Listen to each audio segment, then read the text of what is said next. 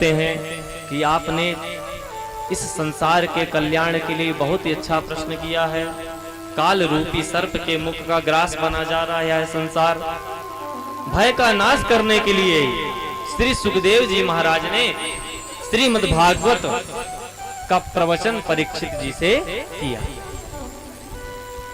काल व्याल मुखग्रास त्रास निर्णास हेतवे श्रीमद्भागवतं शास्त्रं कलौ कीरेण भासितम्। कीरेण कहते हैं तोता को। तो तोते के स्वरूप में श्री सुखदेव जी महाराज ने इस संसार को यह श्रीमद्भागवत प्रदान की। यदि जन्मांतरे पुण्यम भवेत् तदा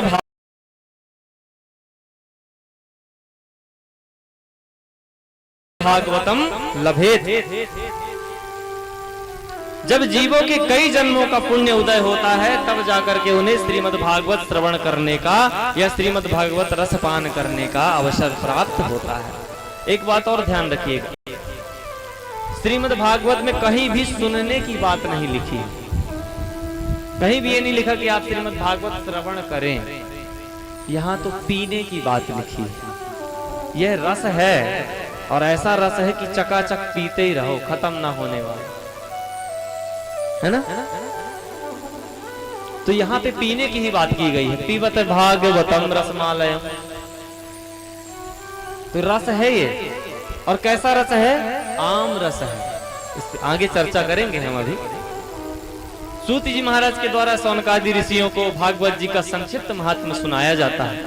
सूत जी कहते हैं, परीक्षित कथां वक्तुं सभायां संस्थिते सुखे सुधा कुंभं गृहीत्वा देवास्तत्र समागमन्।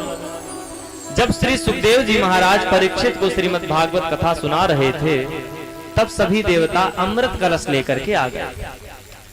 एक बात ध्यान रखिएगा, देवता बड़े चतुर हैं, बहुत चतुर हैं देवता। और कैसे हैं? स्वकार्य कुशलासुरा। अपने कार्य में कुशल, अपने कार्य को सिद्ध करने के लिए किसी के भी पैर पकड़ सकते। कौन ऐसे हैं? देवता। तो सुखदेव जी को प्रणाम किया, देवता लोग आ गए, प्रणाम करके कहा कि इमाम सुधाम गृहीत्व कथा सुधा प्रयक्षव। हम जो ये अमृत कलश लेकर के आए हैं इसे राजा परीक्षित को पिला दो, और जो आप अमृत कथा अमृत राजा परीक्षित को सुनाने वाले हो या पान कराने वाले हो उसे हमें दे दो। सुखदेव जी ने कहा, बाहर है ठगियों, तुम्हें यहां भी सौदा करने आ गए। यहाँ हम कथा सुना रहे हैं, तुम बैठ करके प्रेम से कथा सुनो, मना तो है नहीं। कोई पूछ करके थोड़ा ना एंट्री करेगा कि भैया मैं आ जाऊं कथा सुन लो। कथा हो रही, जो आ रहा है सुन रहा है। सुखदेव जी ने कहा, क्व सुधा क्व कथा लोके क्व काचः क्व मणिर्महान् ब्रह्मरातौ विचार्यैवं तदा देवाञ्जहासः। क्व सुधा क्व कथा लोके, कहां तुम्हारा ये अमृत और कहां ये कथामृत? तुम इसकी तुलना कर रहे हो इससे? अच्छा भला ये बताओ, क्या कांच का टुकड़ा और मणि से तुलना की जा सकती है क्या? कांच का टुकड़ा ले लो आप और हीरा ले लो, दोनों की एक दूसरे से आप तुलना करोगे तो क्या कौन ज्यादा बलशाली होगा? हीरा होगा ना। तो सुखदेव जी कहते हैं, तुम लोग सौदा करने यहां भी आ गए। ब्रह्मरातो विचार्यैवं तदा देवाञ्जहासः। अरे देवताओं, अपने कार्य को कुशल बनाने के लिए तुम किसी के भी जो है अनित कर सकते हो। यदि तुम प्रेम पूर्वक आते और कहते कि महाराज हमें भी कथा श्रवण करनी है तो हम तुझे कथा अवश्य सुनाते, लेकिन तुम यहाँ सौदा कर रहे हो इसीलिए तुमको यह कथा नहीं सुननी चाहिए।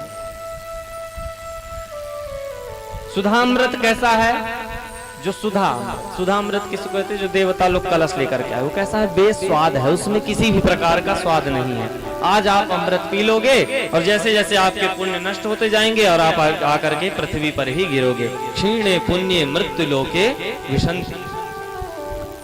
और कथामृत कहता है सुस्वाद है, सुधामृत तो एक कलश में भरा है, थोड़ा थोड़ा सब पिएंगे तो खत्म हो जाएगा। लेकिन कथामृत क्या एक कलश में भरा जा सकता है? वो तो अथाह सागर है। और कैसा है स्वाद है, कैसा स्वाद है? आम जैसा स्वाद है। आम खाया है ना आपने? तो कथा में आम जैसा ही स्वाद है। और अमृत क्या कराएगा? अमृत पीने के बाद भी एक न दिन आपको मरना ही है, क्योंकि धीरे धीरे पुण्य नष्ट हो जाएंगे, फिर आकर के आपको मृत्यु लोक में ही रहना है। ब्रह्मा जी एक ही दिन में 14 इंद्रों की मृत्यु हो जाती है। ब्रह्मा जी का जब एक दिन होता है तो उतने दिन में, उनके एक दिन में 14 इंद्र मर जाते हैं। तो सोचो ब्रह्मा जी का कितना बड़ा दिन है। तो धीरे धीरे तो ये सुधामृत खत्म होना ही है, परंतु जब आप कथामृत का पान करेंगे तो आपको मोक्ष प्रद की प्राप्ति होगी और इस 84 के चक्कर में दोबारा आपको नहीं पड़ना पड़ेगा। बोले भागवत भगवान की जय।